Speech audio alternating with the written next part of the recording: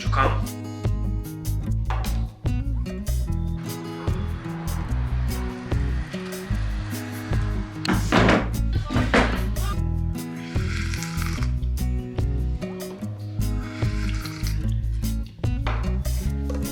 दोस्तों good morning from Jaipur. स्वागत है आपका एक और नए वीडियो में। मेरा नाम है विजय एंड यू आर वाचिंग विजय चला अकेला। सबसे पहले दोस्तों आप सभी को नववर्ष की हार्दिक शुभकामनाएं। I am wishing you a very happy new year. देखो नया साल आता है, कुछ चैलेंजेस लेकर के आता है। चैलेंजेस हमारे लिए भी चैलेंजेस हमें भी मिले हैं इस साल कुछ अच्छा करने के लिए, कुछ बेहतर करने के लिए, लेकिन साथ ही साथ मिली है सर्दी और जुकाम। जी हाँ दोस्तों, 1 तारीख से सर्दी जुकाम लगी हुई है। कोई पार्टी नहीं की, कहीं बाहर नहीं गए, लेकिन फिर भी जुकाम लग गई। अब लग गई तो लग गई, कुछ कर नहीं सकते हैं, इंतजार कर सकते हैं कब तक ठीक होंगे और कब निकलेंगे बाइक को लेकर के कहीं बाहर। तो दोस्तों आज की इस वीडियो में हम जानेंगे कि मेरी राइडिंग गियर्स क्या क्या है, मैं मेरे वीडियोस को कैसे शूट करता हूँ और कौन कौन से गैजेट्स हैं जिनको मैं यूज करता हूँ वाइल मोटो व्लॉगिंग। देरी नहीं करते हैं, सबसे पहले बताता हूँ आपको कि मैं एज अ प्रोटेक्शन क्या क्या यूज करता हूँ, सिक्योरिटी में क्या क्या यूज करता हूँ। तो सबसे पहले मेरी राइडिंग गियर, सबसे पहले मेरी राइडिंग जैकेट। देखो दोस्तों हो सकता है बहुत लोग कहते हैं अरे यार राइडिंग गियर की क्या जरूरत है, ऐसे ही चला लेते हैं, हम बढ़िया चलाते हैं, बहुत अच्छे चलाते हैं। आई होप आप लोग चलाते हो और मैं मानता हूँ आप चला भी सकते हो।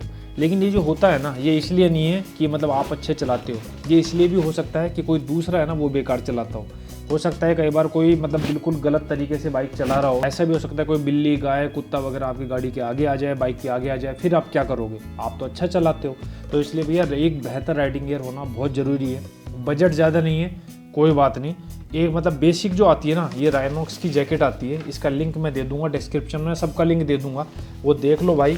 ये जैकेट बड़ी काम की चीज़ है। हालांकि इतना मेजर मैं कभी गिरा नहीं हूँ ऊपर वाले की दया से, लेकिन फिर भी बताऊंगा आपको, इसने बहुत प्रोटेक्ट किया है मुझे। अभी 1-2 साल पहले हम जा रहे थे नीम करौरी बाबा, मेरे साथ कौन जा रहा था ये तो मैं बताऊंगा नहीं आपको, लेकिन हम जा रहे थे और कोटपुतली के आगे थोड़ा जहाँ हरियाणा स्टार्ट होता है वहाँ पे जो है मेरे साथ जो जा रहे थे वो गिर गए थे और जैकेट ने उनको बहुत प्रोटेक्ट किया था भाई। मतलब उनके जो ये कंधे हैं और ये जो कोनी है ये फट गए थे।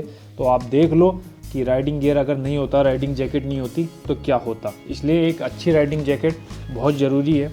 ये नहीं कहता बहुत महंगी ले लो, 10,000 की, 15,000 की, 20,000 की लो, लेकिन ये कि 5750 रुपये की मैंने ली थी। आपको भी राइनॉक्स की इतने की मिल जाएगी। गार्ड इसमें जो लगे हुए हैं बहुत अच्छे लगे हुए हैं, आराम से चलाओगे 70, 80, 90, 100 तक तो आपको अच्छे से प्रोटेक्ट कर देगी।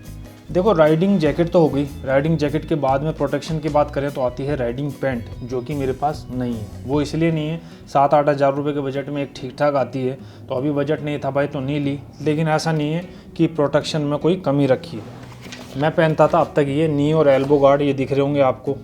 तो ये मतलब 2 घुटनों पे लगा लेते हैं इनको, और 2 घुटनों के साथ में है ना यहाँ हाथों के भी आते हैं, तो पूरा पेयर आता है पैरों का। और ज़्यादा महंगा नहीं है, कोई 900 950 रुपये के आते हैं। अच्छी चीज़ है। अब तक जितनी भी राइड की है मैंने, चाहे लद्दाख की हो, राजस्थान की हो, स्पीति की हो, कश्मीर की हो, उत्तराखंड की हो, कहीं की भी की हो ना, इनको पहन करके चला हूँ मैं। और इनका एक माइनस पॉइंट है, वो ये है कि इसमें ये जो बेल्ट दिख रही है आपको, ये क्या पैरों पे बन जाती है, तो ये बहुत लूज़ हो जाती है। मतलब अभी मैंने खैर 3-4 साल तो मैंने इनको चला लिया। सबसे पहले जब मैं स्पीति गया था तब मैंने ख़रीदा था इनको, तो अभी ये मतलब थोड़े लूज़ हो गए। ये बहुत ज़्यादा दिख रहे होंगे आपको, ये इस तरीके से लूज़ हो गए। तो जब इनको पैरों के पीछे करके अपन मतलब बकल करते हैं या बांधते हैं ना, तब थोड़ी दिक्कत करते हैं ये।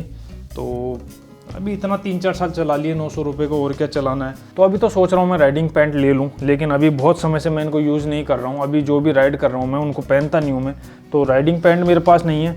लेकिन ये कि ये दिल्ली से मैं ये पैंट लेकर के आया था भाई।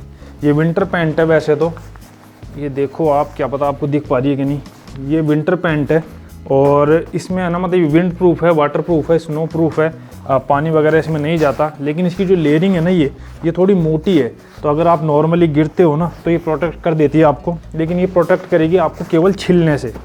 अगर मतलब ऐसा आप मेजर गिरे हो या फिर मतलब कोई जगह पे पर्टिकुलर एक प्लेस पे आपको अच्छी चीज़ हिट कर रहा है ना, तो ये बचाएगी नहीं आपको। ये केवल आपको जो स्क्रैचेज होते हैं ना उससे बचा लेगी। राइडिंग पैंट लूँगा मैं, फिलहाल तो अभी इसी से काम चला रहा हूँ। कभी कहीं विंटर वगैरह में जाता हूँ, मैं कोई राइड करता हूँ ना विंटर में, तो एक जो इनर होता है थर्मल पैरों वाला वो पहन लेता हूँ, और उसके ऊपर अगर इसको पहन लेता हूँ ना मैं, तो ठंडी मुझे बिल्कुल भी नहीं लगती है।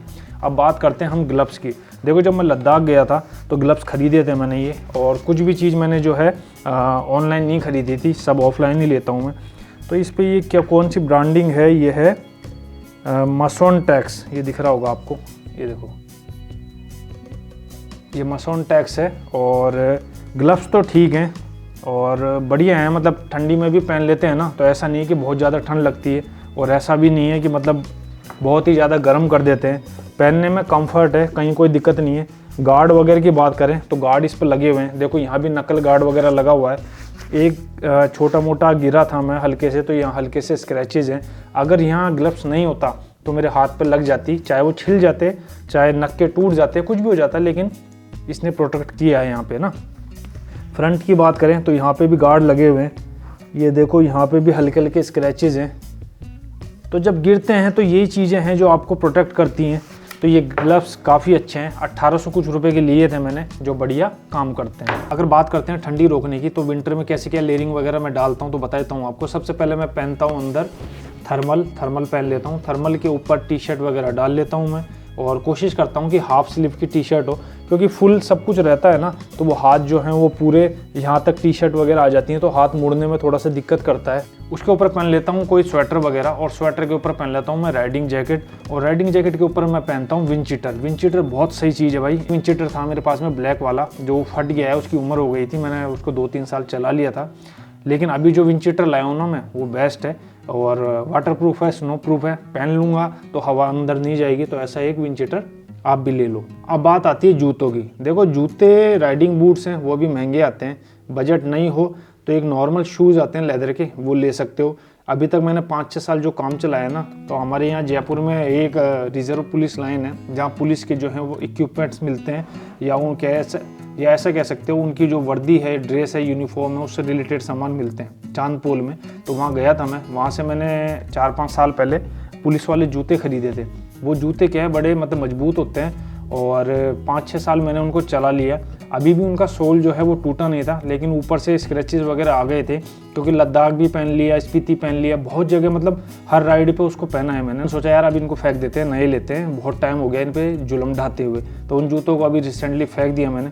नए तो अभी मैं नहीं लाया हूँ, लेकिन आपको एक शू दिखाता हूँ मैं। देखो ये कुछ इस तरीके के शू आप पहन सकते हो, ये देखो, ठीक है, दिख रहा है बूट के जैसा। तो ये बूट आप पहनोगे ना, तो कभी फॉल होगा या कभी गिर जाओगे गलती से, तो ये आपको क्या भाई मदद करेगा, ना तो आपके पैर को मुड़ने देगा, टूटने देगा, और ना ही छिलने देगा। तो इसलिए स्पोर्ट्स शूज़ में कभी भी बाइक मत चलाना, चलाओ तो बूट में ही चलाना। अगर राइडिंग शूज़ नहीं खरीद सकते ना, तो कोई दिक्कत नहीं है, बूट ले लो कोई भी नॉर्मल, 1000-1500 रुपये में बहुत अच्छे बूट मिल जाते हैं। देखो अभी तक तो बात हो रही थी प्रोटेक्शन की, सिक्योरिटी की, और अब बात करते हैं अपन गैजेट्स की, जो मैं यूज़ करता हूँ रिकॉर्डिंग के लिए या फिर वीडियोग्राफी के लिए। सबसे पहले बात करते हैं हम कैमरा की। तो कैमरा अभी फ़िलहाल मैं यूज़ कर रहा हूँ सोनी का GV-E10, और जिससे मैं रिकॉर्ड कर रहा हूँ ना, ये भी सोनी का GV-E10 है। और ये व्लॉगिंग किट खरीदी थी मैंने, आप भी चाहो तो अमेज़ोन वगैरह से ले सकते हो, मैंने सोनी के स्टोर से ली थी। और व्लॉगिंग किट में इसमें क्या क्या आता है, एक तो कैमरा की बॉडी आती है, एक लेंस आता है, साथ के साथ में वायरलेस माइक आते हैं, जो ये मैंने लगा रखा है। वायरलेस माइक के साथ में एक लेवलर माइक आता है, एक एक्स्ट्रा बैटरी आती है, चार्जर आता है, और एक ग्रिप आती है इस तरीके की। हालांकि ये ग्रिप नहीं है वो, उससे क्या ऑपरेट हो जाता है हाथ से ही, जूम इन जूम आउट हो जाता है, फ़ोटो खिंच जाती है, बंद हो जाता है, ऑन हो जाता है, तो वो सब चीज़ है, तो आप चाहो तो ख़रीद सकते हो। और अब बात करता हूँ मैं ड्रोन की।